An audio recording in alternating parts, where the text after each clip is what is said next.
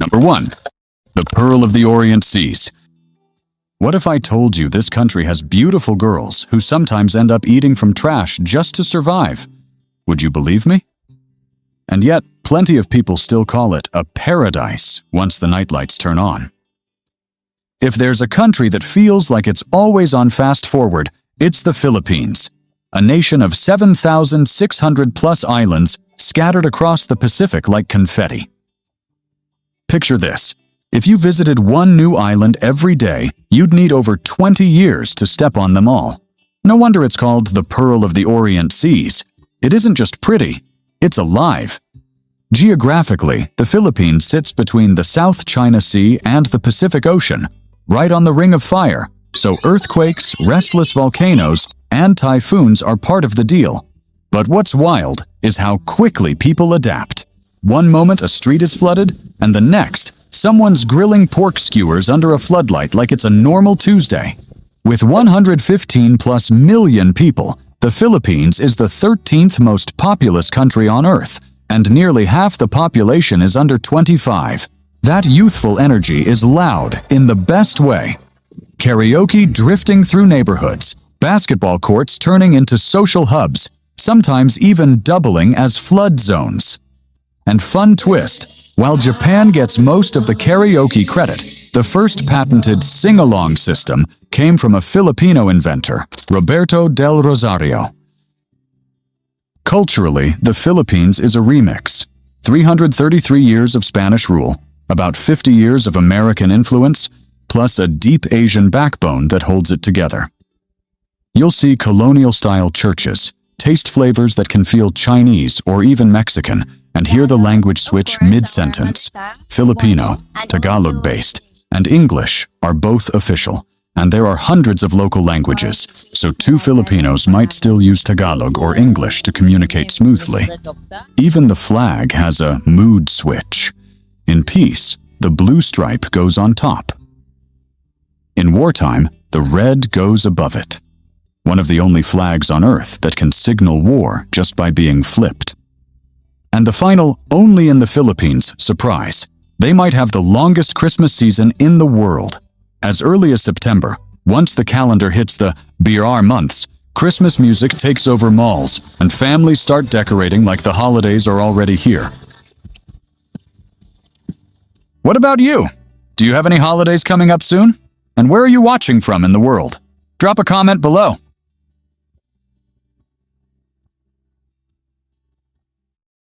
Number 2. Strange and colorful transportation. The Philippines is a country where transportation is as vibrant as its culture. Among the most famous is the jeepney, a post-World War II innovation converted from leftover U.S. military jeeps. Jeepneys are often elaborately decorated in dazzling colors and patterns, reflecting the owner's personal taste. They don't have air conditioning, and dust blows in easily since many lack windshields, making pickpocketing a common risk. Still, the fares are super cheap, around $0.08 per ride, and they travel almost anywhere along their designated routes. Another quirky mode is the tricycle, adapted from a standard motorcycle with a sidecar that can carry 2 passengers, while the driver sits on the bike itself. In total, up to 4 people can ride together. Similarly, the pedicab, or local tricycle rickshaw, has 3 wheels, but unlike its Southeast Asian cousins, passengers sit on the right side rather than in front. Then there's the hobble hobble, the ultimate mountain ride. Technically a motorcycle taxi, it's modified with extra planks and sometimes a roof, allowing it to carry 4 to 7 passengers at a time. Rides are cheap, but definitely come with a thrill if roads are narrow or steep. Beyond these familiar oddities, some regions feature even more imaginative transport. On certain islands, locals use banca boats, small outrigger canoes, for daily travel between villages and across coral reefs. And in mountainous areas, people sometimes ride carabao-drawn carts, slow but sturdy, perfect for navigating steep, narrow paths where motorized vehicles can't reach. Which ride would you love to try? Jeepney, tricycle, pedicab, hable, banca boat, or carabao cart? Type your pick in the comments.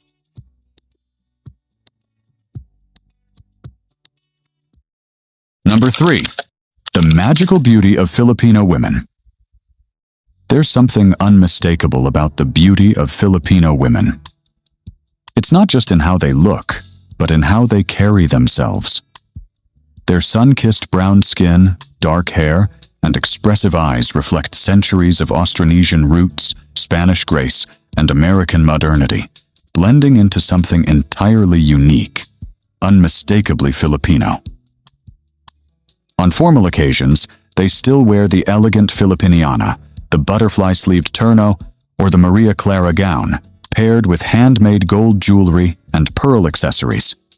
But on the streets of Manila, beauty takes on a more electric form. Bold brows, bright blush, red lips, and sleek, straight hair. Around 70 to 80% of women wear braces, not only for dental care, but as a modern symbol of status and style. Even the way they casually drape a towel over their shoulders to deal with the tropical heat has become a signature Filipino image. And when night falls, Manila reveals a different kind of beauty. Streets like P. Burgos in Makati or parts of Malate shimmer under neon lights, filled with karaoke bars, cafes, and live music lounges that pulse until dawn. It's where travelers, locals, and performers meet, where entertainment and livelihood blend into one. Many women work these districts not for glamour, but for survival, often sending their earnings home to fund siblings' education or parents' medical care. So, would you like to know the secret to winning a Filipina's heart? Don't forget to like this video. I'll tell you at the end.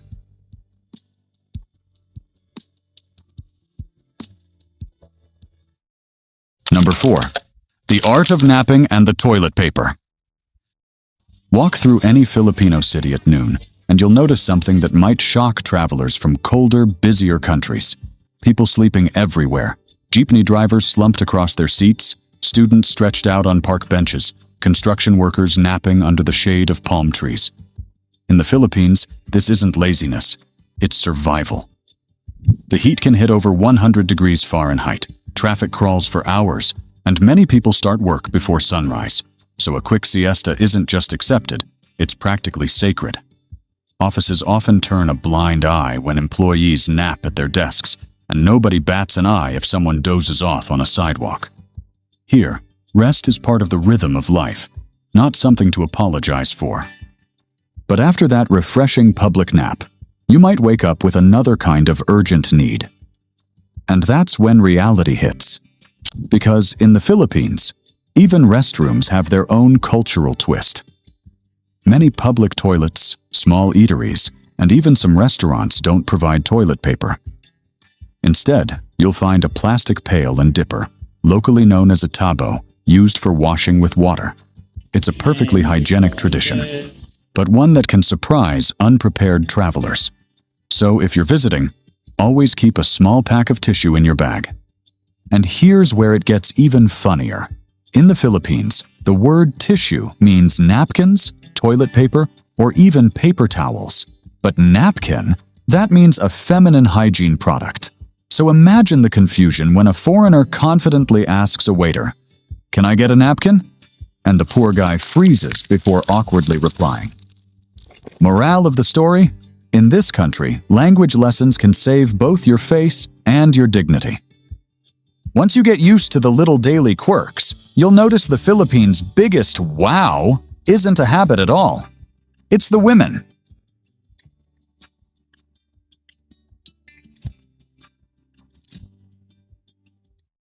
Number 5. Unique Filipino cuisine that shocks visitors. Filipino cuisine is famous for being bold and sometimes pushing the limits of what visitors can handle. From street food with centuries of history to survival-driven delicacies, the food here can take you from intrigued to horrified in just minutes. First on the list is balut, a fertilized duck egg often called the world's most horrifying dish. Inside the egg, you can see the partially developed duck embryo, complete with tiny beak, feathers, and legs. Balut has always been controversial across Asia, but it made global headlines after a high-profile incident at Miss Grand International 2024. Miss Thailand, Malin Sai Lim, openly cried when recounting the experience of being served balut at a banquet prepared by Cambodia. She described the food as shocking, the dining setup unsafe, and the service inadequate, claiming it was completely unfit to host international beauty queens.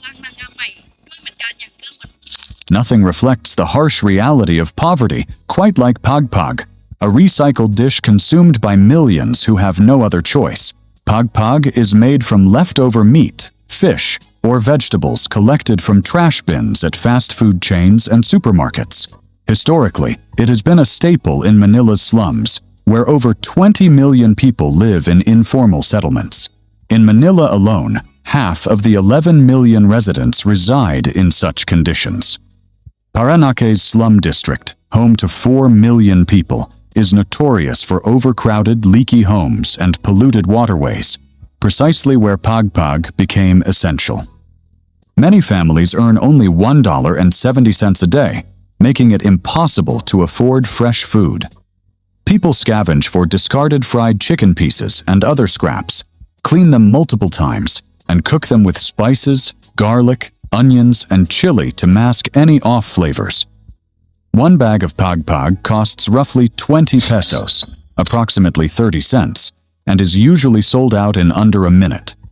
Despite repeated washing, pagpag still carries high levels of bacteria that can cause hepatitis A, typhoid, and cholera, highlighting its role as both a dietary staple and a symbol of extreme poverty.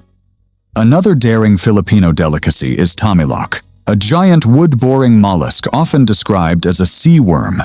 To eat it, locals pull it out from rotting logs, dip it in vinegar, and swallow it raw. Its taste is salty with a lingering oceanic tang, challenging even the bravest eaters. Besides, dinuguan is a thick, black pork blood stew made from fresh blood, vinegar, offal, and chili. While a traditional working-class dish, its color and ingredients often remind visitors of a scene from a horror movie. Finally, there's a shockingly unique dining experience at Labasan Waterfall Restaurant in San Pablo. The restaurant sits directly on cascading water from the country's first hydroelectric dam. Visitors must wade through the shallow waterfall to reach their table. No plates or bowls are provided. All dishes are served on large banana leaves, and you eat with your hands, following the traditional kamayan style.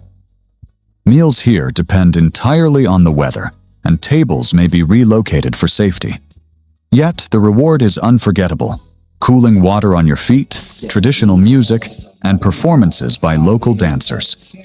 The full experience costs $32 per person, and seats are always in high demand. Just when you think the Philippines can only shock you at the dinner table, Manila shows you a reality that hits much harder. Number 6. Manila's infamous slums. Manila, the capital of the Philippines, is one of the most densely populated cities on Earth, with over 111,000 people per square mile.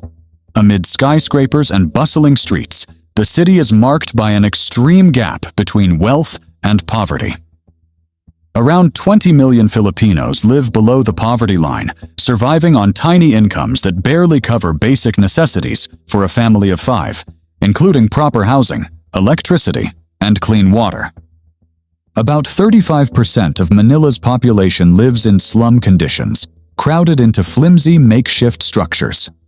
Tondo, a district on the edge of Metro Manila, is infamous for its sprawling slums, including Baseco and the Manila North Cemetery, where the living coexist with the dead.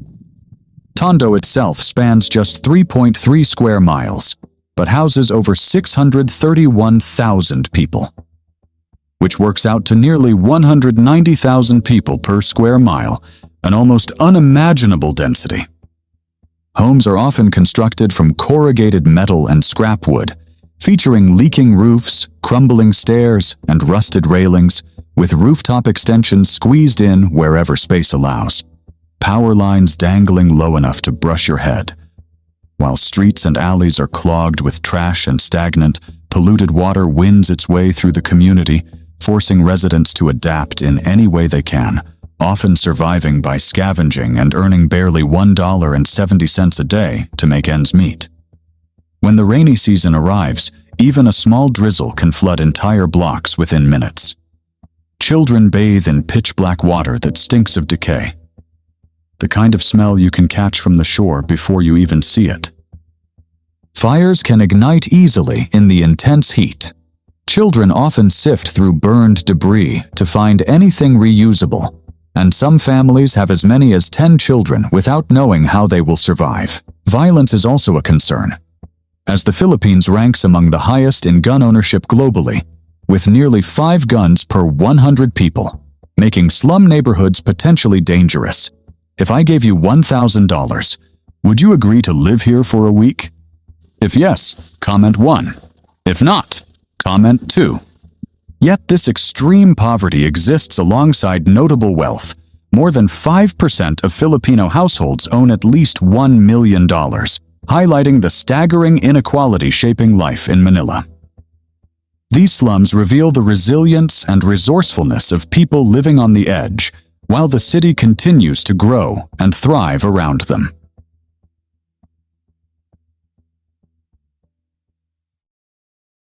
Number 7. Philippines wonders that don't feel real. If the Philippines is a country of 7,600 plus islands, then its wonders feel like you're flipping channels. One minute you're underground, the next you're on a reef, then suddenly you're staring at mountains shaped by human hands.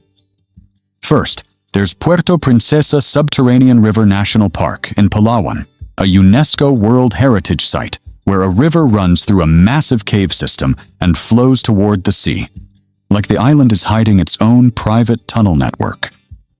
You don't just visit a cave here, you ride into a world of limestone darkness that feels untouched, which is why it also ended up listed as a new 7 Wonders of Nature destination. Then the Philippines takes you offshore to Tubataha Reefs Natural Park, another UNESCO World Heritage Site sitting out in the middle of the Sulu Sea.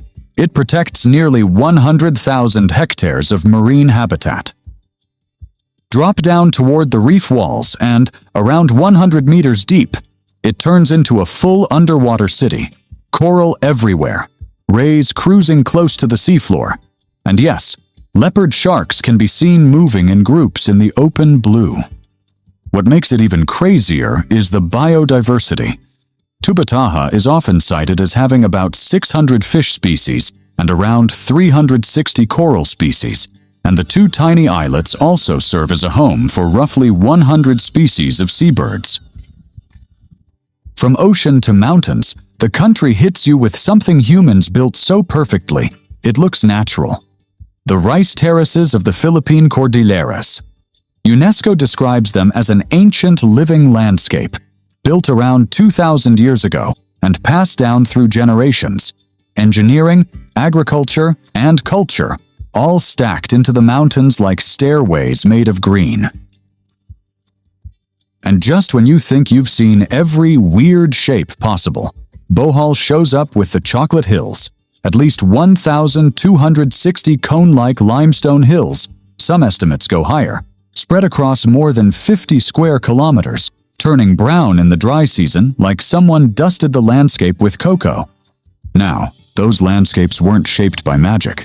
They were shaped by the Ifugao, a tribe with some surprisingly relaxed traditions around love. Number 8. Tribe with a relaxed approach to love. Have you heard of the Ifugao tribe? This community lives high in the northern mountains of Luzon, Philippines, where the famous Banawe rice terraces rise like a green masterpiece, so stunning that people call them the 8th wonder of the world. These terraces are marvels of engineering, crafted with simple technology yet perfectly aligned with the steep mountain slopes. But the Ifugao are not just master farmers. Their customs around love, marriage, and social life are equally fascinating. Young women traditionally live in a special communal house called the ulog, which acts like a homestay for finding a partner. At night, young men can visit, chat, and court the women, all on the basis of mutual consent. No pressure, no gossip, just a respectful system that lets relationships grow naturally. When it comes to marriage, gifts are not gold or cars. They're sweat and hard work.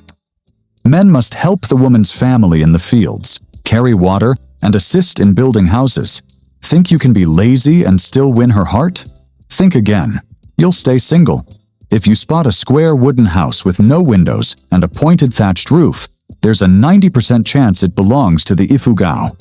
These homes are raised on stilts, and removable ladders are lifted at night to protect against intruders and wild animals.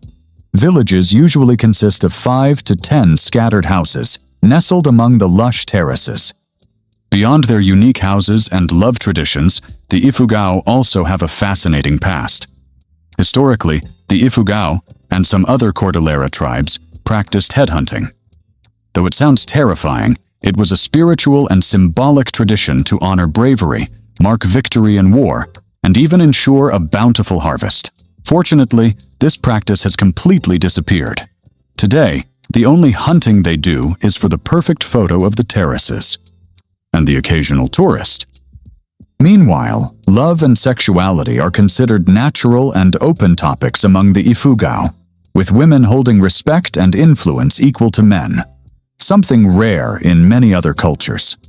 In short, visiting this tribe offers a glimpse into a world where history, culture, and daily life intertwine.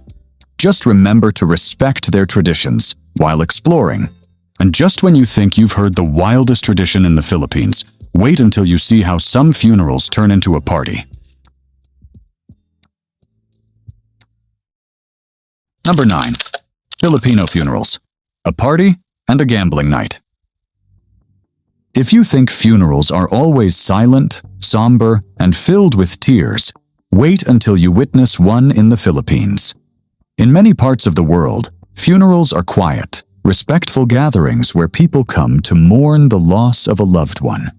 But in the Philippines, funerals take on a much more unique and, to many foreigners, even surprising character. These ceremonies often last anywhere from 3 days to an entire week. Imagine walking into a home where a coffin sits at the center, surrounded not only by candles and flowers, but also by neighbors chatting, children playing tag, and a group of relatives deep in a card game right beside the deceased. Food is passed around generously, rice cakes, coffee, maybe even a bottle of soda. And while the tone remains respectful, the atmosphere feels strangely alive. Outsiders might find it shocking, but to Filipinos, keeping the spirit of the house awake is an act of love. There are 2 main reasons behind this unusual tradition. First, according to local beliefs, family and friends must stay awake by the coffin overnight to watch over the body and prevent evil spirits, known as aswang, from disturbing or stealing the soul of the deceased. Playing cards helps everyone stay alert through the night. Second, the winnings from these games are often pulled together to help cover the funeral costs, showing a strong spirit of solidarity among the living. This blend of festivity and gambling has become a distinctive cultural practice that leaves many foreign visitors both amazed and puzzled. But to Filipinos, it's a deeply human and heartfelt way for the community to share in the grief and help one another through loss.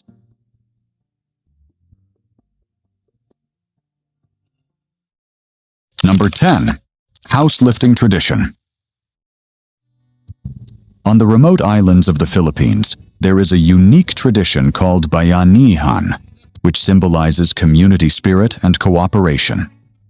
In this practice, villagers literally lift an entire house and move it to a new location without damaging its structure or disturbing the furniture inside. Long bamboo poles are placed under the house, and a group of people carry it on their shoulders, much like a ceremonial procession. You might wonder how this is possible.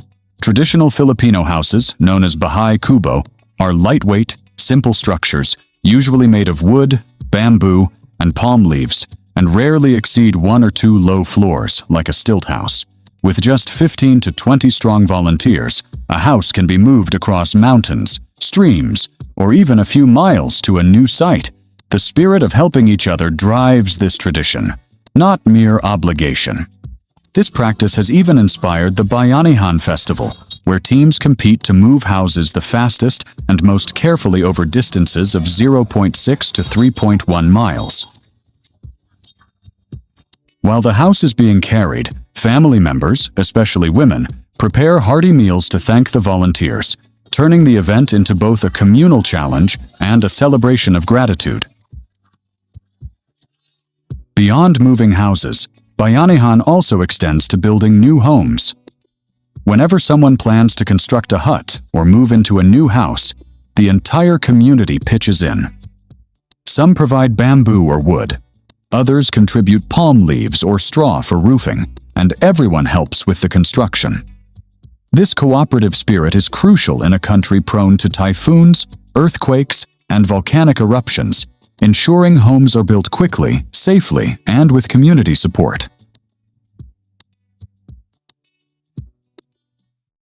Number 11.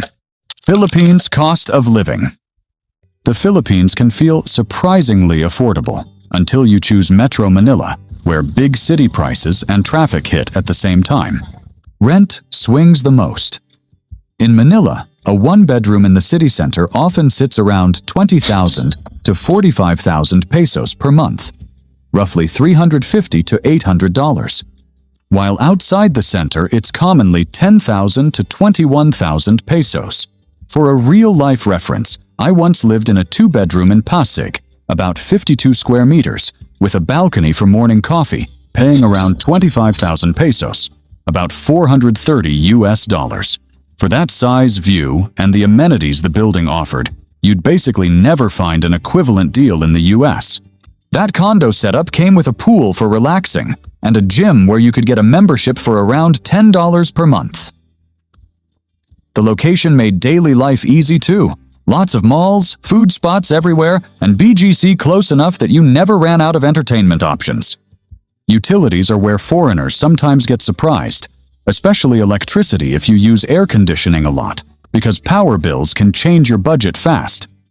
In Metro Manila, Meralco's residential rate in November 2025 was around 13 pesos and 47 centavos per kilowatt hour, and electricity in the Philippines is often considered expensive for the region, so a heavy AC lifestyle can quietly become one of your biggest monthly costs.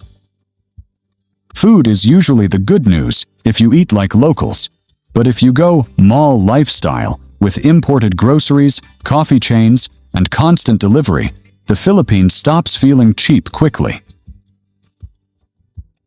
Transport is mixed. Local rides can be inexpensive and Grab/taxis still feel cheaper than the US, but Manila traffic makes even short trips feel long.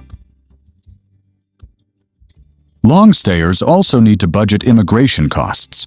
After I'd been there a while, I had to visit immigration every 2 months to extend my visa, which cost about 5,000 pesos, around $86 each time. And then there's the big one for modern life, internet. I use Globe and pay about $50 per month. I like higher plans because I'm a tech addict, but the very top package felt too expensive, so I chose a 600 gigabytes per month plan. That's probably more than most people need, but if you game, live stream, or upload videos, it's basically everything you need. And that's the Philippines. 7,600 plus islands, endless surprises, and a country that can make you laugh, shock you, and warm your heart in the same day.